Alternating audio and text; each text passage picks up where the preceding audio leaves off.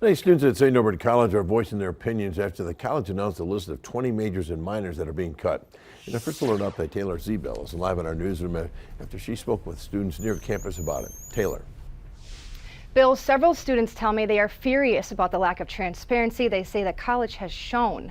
A few say they still have many questions but aren't getting answers. They say this leaves many students having to make a decision on whether to transfer or to stay.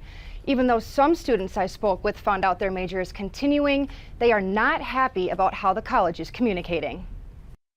Getting the email yesterday was kind of shocking to me personally because they've never been that transparent and straightforward.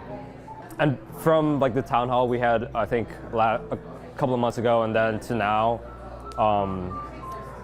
we were just left in the unknown, a state of limbo.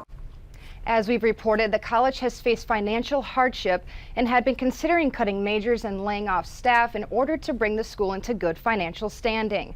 Tonight at 6, hear what some have to say about the theology major being cut. Reporting live in the newsroom, Taylor Zebel, Action 2 News.